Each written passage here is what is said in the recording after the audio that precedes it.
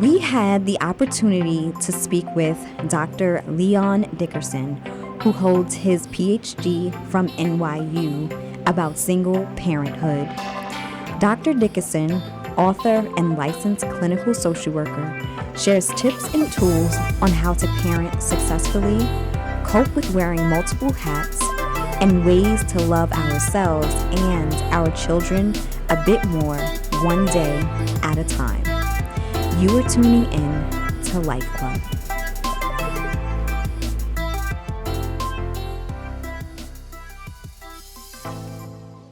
I'm Tashima Jones. Welcome to LifeClub. I genuinely believe personal development unlocks the door to the abundant and wonderful life we all already have. I also believe we must be intentional about seeking out that life in order to find and fulfill it. I am so grateful your journey of discovery has led you all the way here. Let's keep moving forward together. Once again, welcome to LifeClub with me, Tashima Jones. Welcome, welcome, welcome. I just get so excited every time I hear that. It's like dreams manifested. Yes. Welcome. You are tuned in to LifeClub with me, Tashima Jones, and my homegirl, Sunny, on the boards. We are so excited to have you here with us. You could have been anywhere in the world, but you were tuned in, and we are so, so grateful. Today, our topic is on single parenthood. Although I do not subscribe to the term single parent because of its connotation, I am raising my son on my own. And if you know me well, you know I often say I co-parent with God.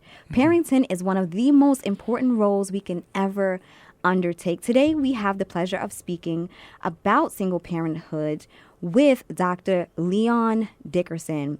Leon Dickerson is a licensed certified social worker and credentialed alcoholism and substance abuse counselor. He was born in New York City in 1947 and grew up in Harlem, where drugs, poverty, and crime were prevalent.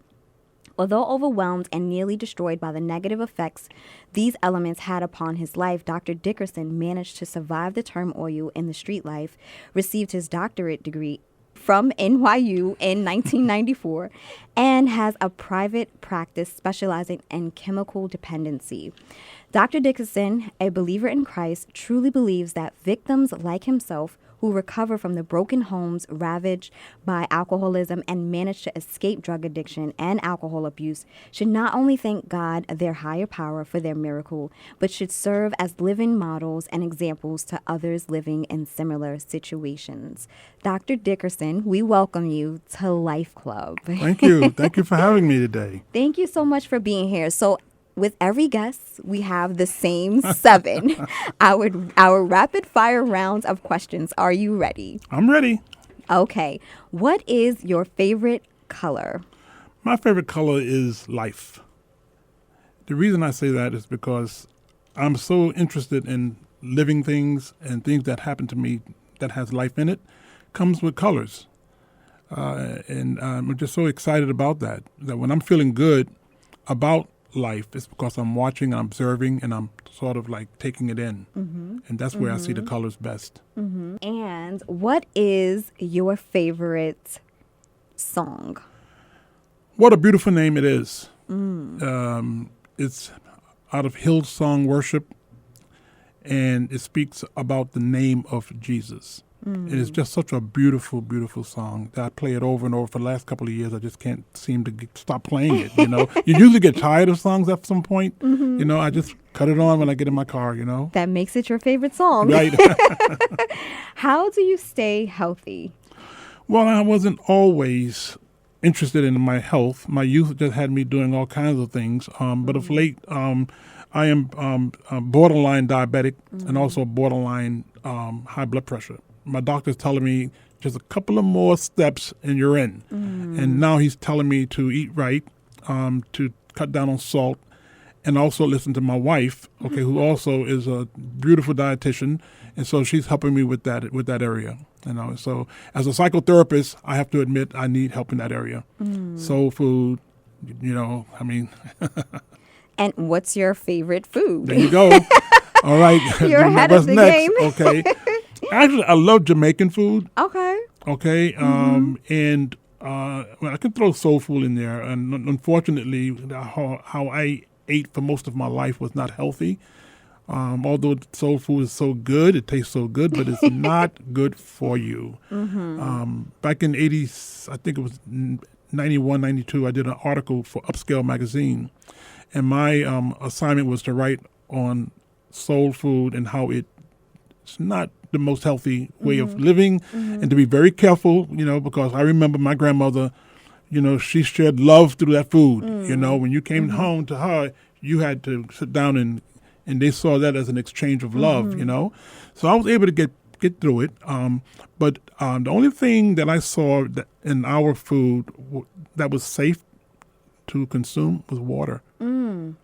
Wow. I mean, we're talking about butter and I mean, a lot of grease and things of that nature that make that food taste so good. So so I stay healthy today simply by watching what I eat, realizing that this is a body, okay, that has been around for over 70 years. Okay, so it's something that I'm doing right now. I'm keeping on top of. Good stuff. Good stuff. What advice would you give to your younger self? Don't hang out with Bobo and Roni. We all have a Bobo and Roni around us, okay. Right? And put drugs and alcohol down. Don't start. Don't even start it. Don't That's even good. start. That's good. If you could go anywhere in space and time, where would it be and why? It would be heaven. I expect to be, to end up there, but the worst times of my life, where I had to actually create in my mind a picture and images of beautiful, good things because I suffered a lot, growing up. And was this place that everybody was always talking about, And if I ever felt good about something, every once in a while you did get a good moment. Okay, and my most exciting moments, I felt like I was in heaven. I said, boy, if it's going to be anything like this, I like to do that more often. So that would be a place that if I can visit and back and forth, come back. Every now and then, right? Okay, I'm checking out. I'll see you later. Oh, that sounds so beautiful. Oh, my goodness. I never thought about that. That's good. And last but not least, what's your definition of life? Okay, I go right to my ministry. I'm a minister in my church. And the Bible, the first verse of the Bible says, in the beginning, God created heaven and earth. Most of us are familiar with that first chapter, verse 1. The beginning that it talks about isn't our beginning. I'm sorry, it isn't God's beginning. It's our beginning. In the beginning, God. Okay, so God was around before our beginning. Okay, and then you go down to chapter 2, verse 7, where it explains how God made man out of the dust of the ground. And he's also made animals and flying things. When you read, okay, out of the ground, he made all these things. But with man, he breathed into his nostrils the breath of life, and man became a soul. So I experienced my life as an eternal entity that came with God. When God came, we came with him because he gave us a soul, okay, to relate back and forth to him. So I see that as life, and I see that as the guiding point, okay, to keeping me really safe, okay. And when I look at all of the dangerous situations that I've been in, I didn't have that concept that I meant that much, okay, to an eternal being. That if my mom did not impregnate my mother, I wouldn't be here. If my grandfather did not impregnate my grandmother, my father wouldn't be here, so therefore I wouldn't be here. And that goes all the way back to the beginning of time, practically. So when I think of, if I see a movie like, let's say, with Cleopatra, something that goes way back there, Mark Antony, whatever, I say to myself, somebody in my lifeline was living then, and that everything had to happen just right for me to be here. Okay, they told me that my father used to ride buses in Troy, New York. He used to get on the back of buses. Whatever. Had that man fall off the bus and died, I wouldn't be here. You see, so on that note, and I share this with my patients, we are somebody. We are very special. Okay, and we're here for such a short amount of time. Let's enjoy every moment of it. That's good. Don't take anything for granted. Not at all. That is so good. Thank you so much for taking part in the same 7. I Seven. truly appreciate it. We're just going to dive right into our topic about single parenthood. My first question would be, what are some of the top challenges that people face when they are partaking in parenting alone? And not only what do they experience, but what are some of the things that children experience as well? Well, I can speak on 2 levels, as a professional and also as a person that came out of a single parent home situation. And I can think of the depression that I felt as a child. I mean, obsessed with looking at other intact families. Okay, and later on, when I started getting into the psychological thing, I realized that all of my best friends that are still my friends today had intact families. So I sort of adopted, my best friend's family. So I'd be laying around and say, Leon, you hungry? Go wash your hands. We're going to eat. So I'd be sitting next to Lynn's father. Okay, and I think he picked up on that, okay. So I remember, the depression I felt as a child, but I also remember the agony and pain my mother felt when she was trying to bring everything together alone, okay. And the reason why I say that, and I learned later on, was that this society is created for an intact family situation. It's not created for single parenting, okay? It's really put in place as if everybody's going to come out of the Bill Cosby, Dr. Huswell experience, okay? And that's not so. So when you see a single parent situation, there's a lot of connections, there's a lot of things that are going on, okay, in that dynamic, okay, that meets the eye. You need both parents, okay, to raise a child, and then the community also. Okay, but so a single parent situation it can be stressful. It can be beautiful, because when you have to do things, and if you don't do it, no one else will. Okay, your survival depends on buying into that. Okay, you see, so that means that many times people don't experience your pain. They don't experience your stress. Okay, because you have to smile.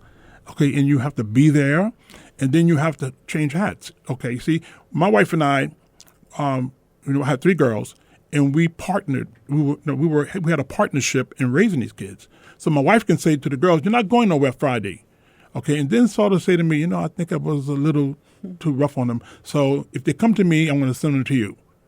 Okay, so when they go ask your father. If your father says you can go, then I'm with that. But she was already touched base. So it takes both parents, okay, to raise a child. Okay. So you mentioned, having to wear many hats. Sometimes you can be so caught up in just day-to-day activities that you don't even realize that part of your stress or these challenges is because you are doing it on your own. What are some of the mental stressors when it comes to being the sole person responsible for a child or children that we may not even recognize? You have an awesome job in raising a child by yourself, okay? Because first of all, you have a personality. You are a loving mother because you are experiencing a symbiotic relationship with your child. If you notice, when your child's stomach hurt, who does he go to? He goes to you. And he goes, Mommy, my stomach hurt. And then you stop whatever you're doing and you hold his stomach, you kiss his stomach, whatever you're going to do with his stomach, okay? But translated, what that child is saying to you is, Mommy, not my stomach hurt. Mommy, our stomach hurt. Okay, because he's one with you at this point right now, okay? Now, what complicates things is that Dad is not there. And there's a natural propensity, for our children to want that experience. It's a natural, So here you are trying to fulfill your area, which you probably do very well, okay? But it's going to be at the expense of something else. And it's going to be at the expense of this man not being there. If he's not, now, if he's a loving father and if he's there, if he's taking him out, if he has an experience with him, great. But so many of our single parent situations, they don't have that situation. Okay, and so you are not stuck. I hate to use that word stuck. Okay, but you are responsible for life itself. Okay, because somehow if you read up on how children think, children, because of their egocentric, capacity to put themselves at the center of everything, automatically thinks something is wrong with me when everything goes wrong outside. Okay, so when I'm dealing with, let's say, a single parent situation in my office, I always tell the mother, she comes with the child, usually it's the boys. They get sort of thrown out of class, don't come back until they see a therapist, et cetera, et cetera. And if I get a mother with a young child in my office, I attempt to get dad back involved. Okay, I've struggled on getting dad back involved. I don't want to see him. He hasn't been around. Okay. And I tried to convince mom, I understand all that. Okay, but your child don't know all that. Okay, he doesn't know what happened, nor can he really understand. Okay, so let's fast forward. I get dad in, and I break it down to mom and dad how, their best interest would be served by the both of them developing a partnership to raise this child. Okay, and I mean, it's like overnight. The grades improve. The child is laughing. The child is happy. And I have 3 chairs in my office, okay, where the child sits in the middle and both parents sit on either side. And something miraculous happens. It's almost like a physical, like a rebirthing type of situation that happens with the child. Because it doesn't matter what we talk about. It's just that child has mommy and daddy on either side of him. Okay, so when dad says, "Okay, I'll attempt to come back into this child's life," how often do I have to see him, Dr. Dickerson? I can't do it every week. I says, well, can you do it once a month? Once a month? Yeah, once a month. If your child know that every 4th Saturday is his time with you, believe me, you can develop a relationship with that child. Okay. Now, don't take him around your new family because they're going to beat him up in many ways, and he's going to see, because kids think this way, this is where daddy really wants to be. Because if he didn't really want to be there, he'd be with who? With us. He's not going to talk about the infidelity that may have taken place or, all the domestic violence that may have taken place. Children are not there yet. Okay, you see? So if dad can get back in this child's life, okay, on some level, okay, and I went as far as to measure this, all a child needs is you to know now. The most important part of that is the child can predict that the 4th, he can run to a calendar and see, I'm going to see my daddy. Okay, the fact that he can go to that calendar anytime, that's the connection. Okay, because really, children really don't want to be around you all the, I know. I want to see my son, okay, but the son wants to play with other kids in the park, that type of thing, But the idea is to have this connectiveness so that this child can sort of interface with outer society. Okay, outer society. Okay, teachers are now learning how to deal with emotionally disturbed children. Because when I was a child, that information wasn't out there. Okay, when I went to school after a horrific evening with my father drunk, beating up everybody, carrying on, the next day when I went to school, I was quiet because I was still in shock, and I would hear things like, "You can't talk." Go sit over there. Meanwhile, I'm like sort of like still in shock, My brother was the opposite. He would jump around and, when children are depressed, they are animated. Like when I'm depressed, I can go close the window, cut off the phone. I don't want, children can't do that. Okay. But what they do is they act out. Okay. See, they act out. So this went on. Okay. And having to survive. Okay. That situation, where, my father wasn't there.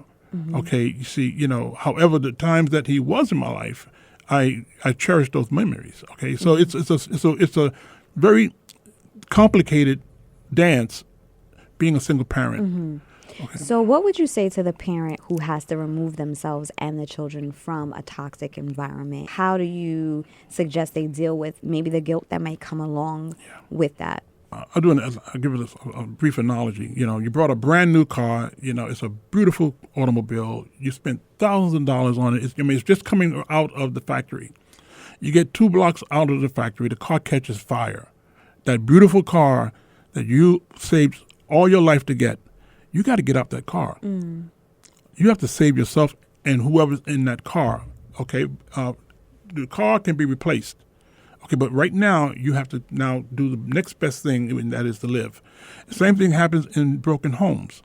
okay, where we have to accept that that's not a good thing to be dysfunctional on any level in this country. Okay, it's not a good thing. Okay, however, you have to do the next best thing. Okay, you see, and many times kids will grow up, "Where's my father? You did this." I mean, I've heard it all.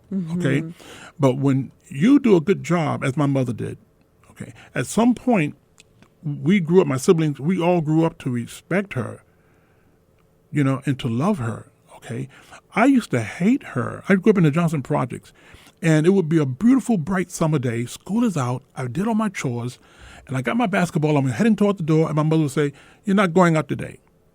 And I would say, "But Mom, I did everything. Go back in the room. You're not going out today." And I mean, years later, I'm 44 years old. I'm talking with my mother on the porch down south, and it came to my mind. I said, "Ma, can I ask you a question?" Remember when? Right. Remember when I used to go? And she said, "Yeah, I remember." I said, "Why did you do that?"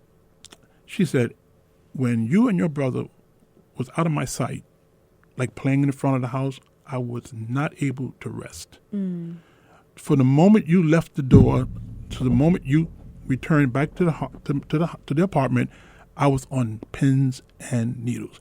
Every time the car put on brakes, every time there was a gunshot, okay, and we grew up in Spanish Harlem, so there was a lot of things going on."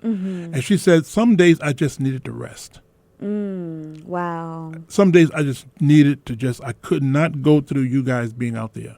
And I looked at her, I said, "Wow, okay." Wow. That was pretty understandable, once but she just could not, because the moment that we left the house, she was nervous and she was running to the window, okay, every time a car put on brakes. So she just needed that time to just breathe. Right, not going nowhere. Yes. Okay? And then we got in trouble out there.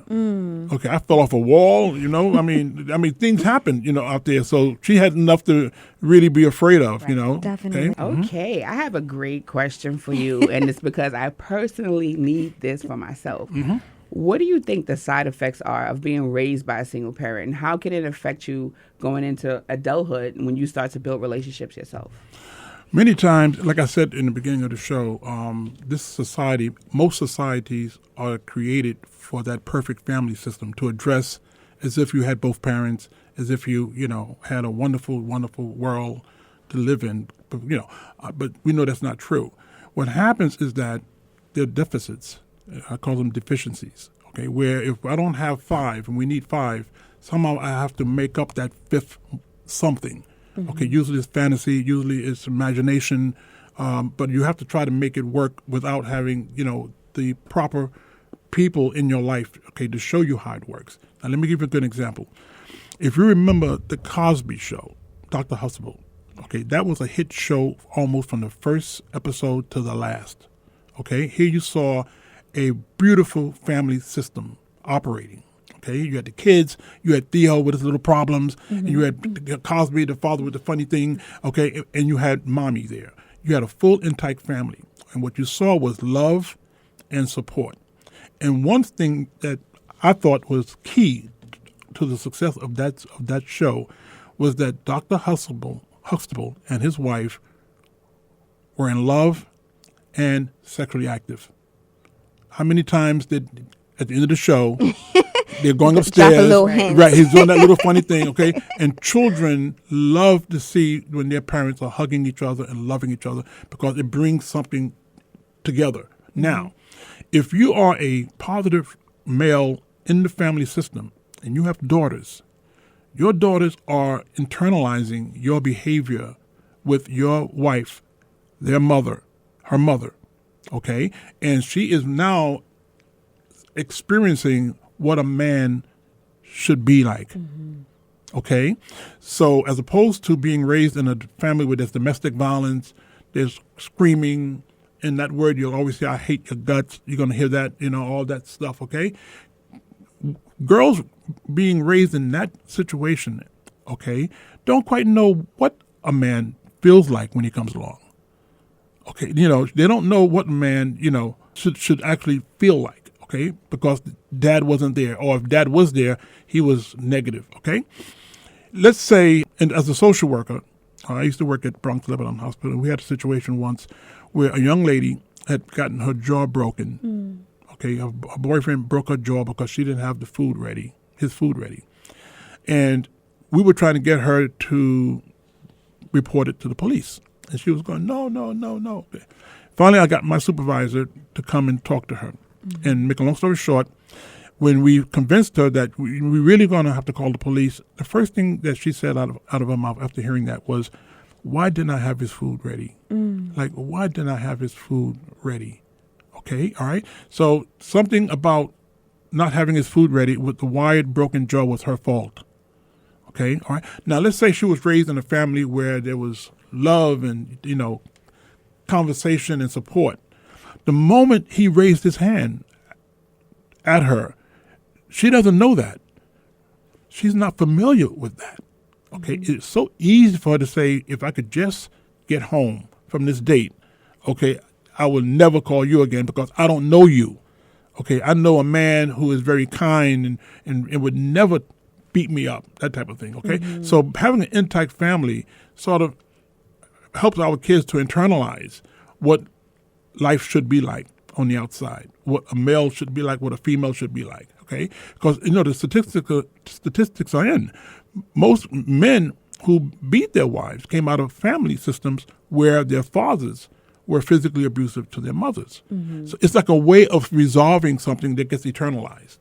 Okay, you see. So I think that to know that, well, I didn't come out of this situation where I would have internalized or really, got that type of experience. But once you hear that, that you don't have that experience, then you can find it. You can reach out, okay, to family members. Okay, one of the things that happens when we break up, when the marriages break up, is that both families sort of polarize around different poles. They sort of break away.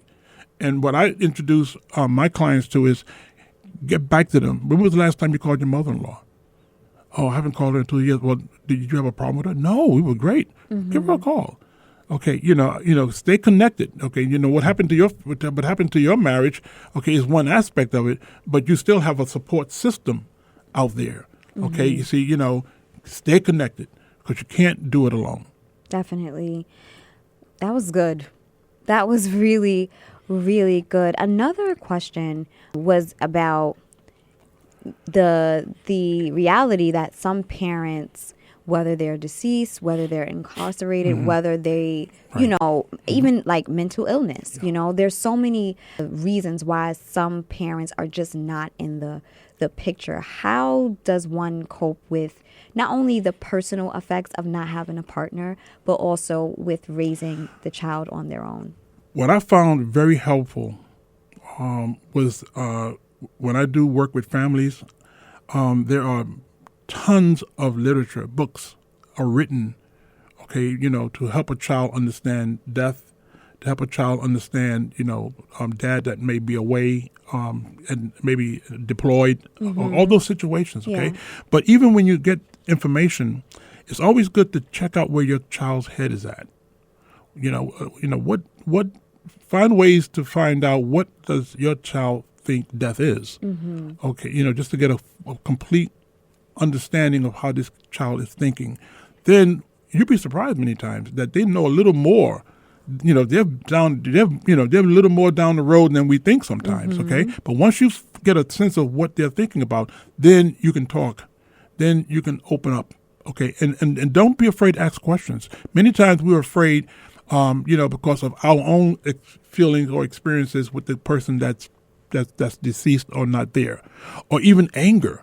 Okay, I've seen mothers in my office, the anger that they experience, okay, of a person leaving them, okay, he doesn't even come around anymore. He doesn't even, he doesn't even call. He doesn't care.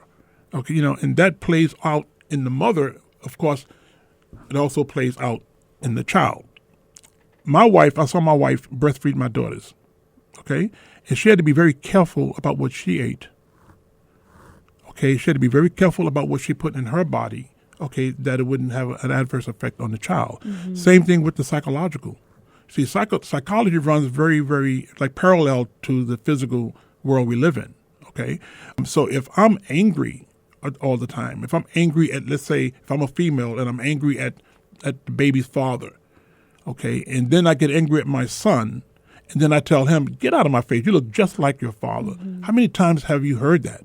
Okay, the anger, you're not going to be nothing. You're going to be just like you have to be careful when you tell a child that, because, you can tell a child Santa Claus is coming, right? And that child believes it with all of his or her heart. Mm-hmm. Santa Claus is coming at age 6, 7 years old. Mm-hmm. Now, if you tell a child at age 6, 7 years old, you're never going to be anything.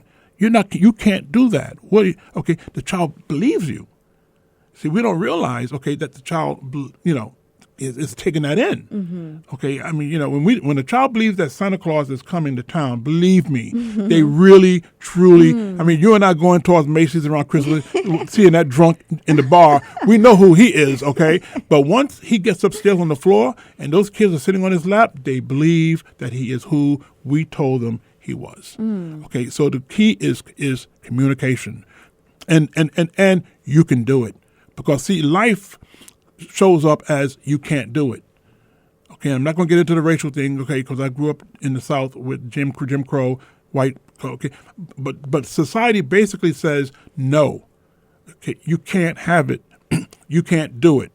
You're not good enough. These are all. Then even if you're competing on a positive level, and he may lose a foot race and feel, mm-hmm. okay, no, you just weren't fast enough. It doesn't mean that you weren't good enough. Mm-hmm. That's where we come in. Okay, to always applaud your child's greatness. Find something to say, you are beautiful. Oh my goodness, I can't believe you did that. Mm-hmm. Okay, and then that child is going to go to class, he's going to raise his hand, and he's going to say, I can do this thing.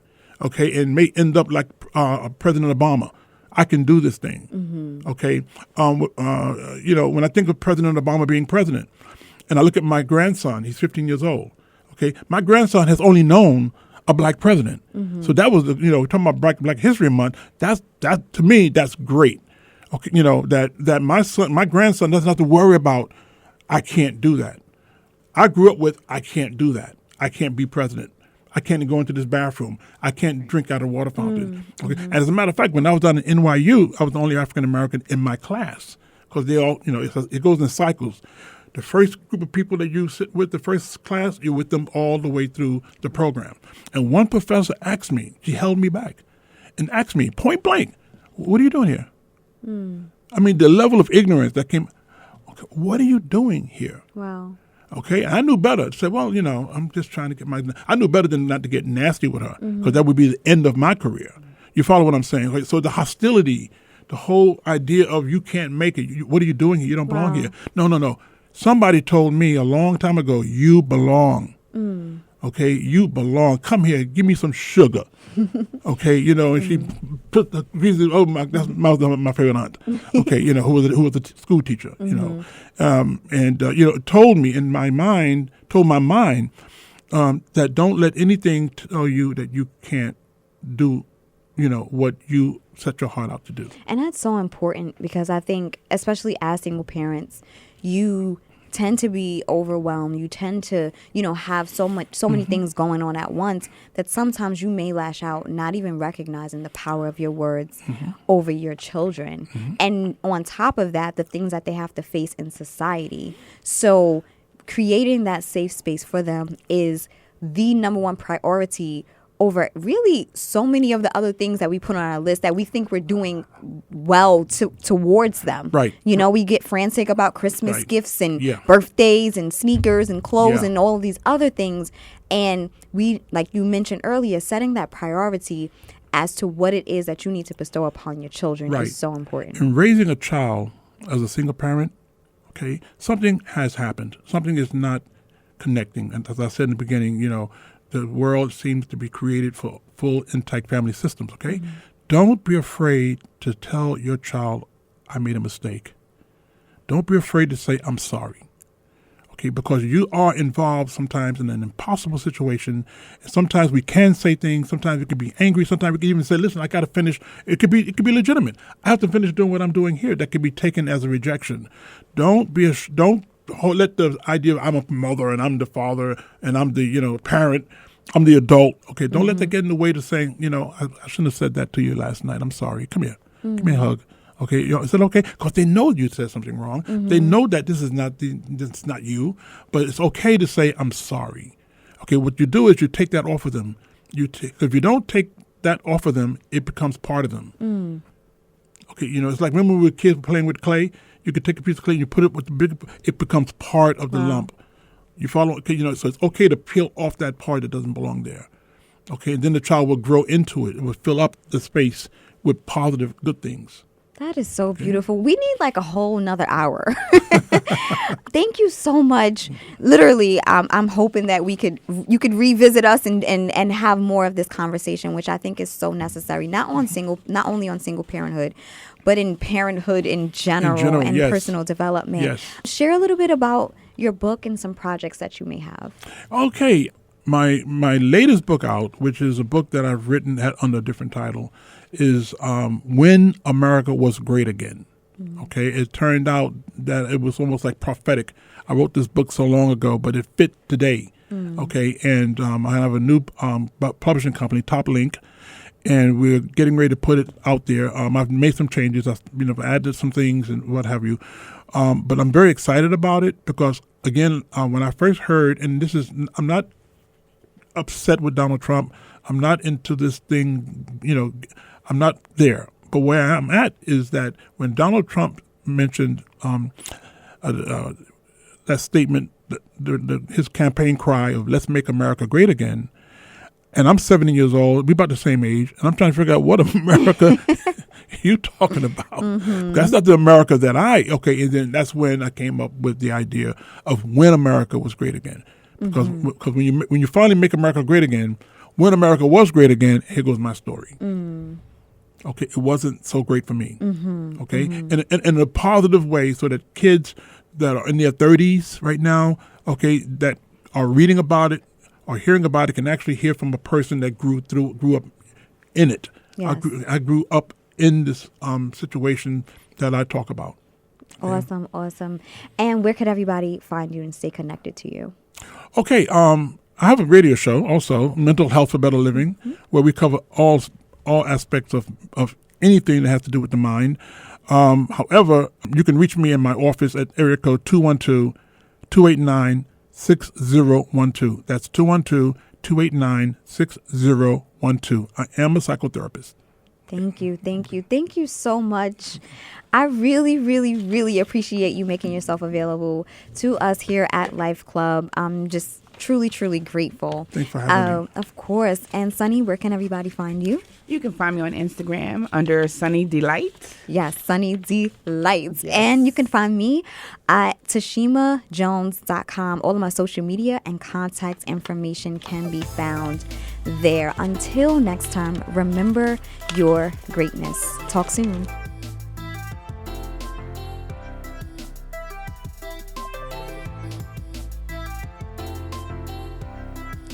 I am Tashima Jones, and you've been listening to Life Club. Thank you for tuning in.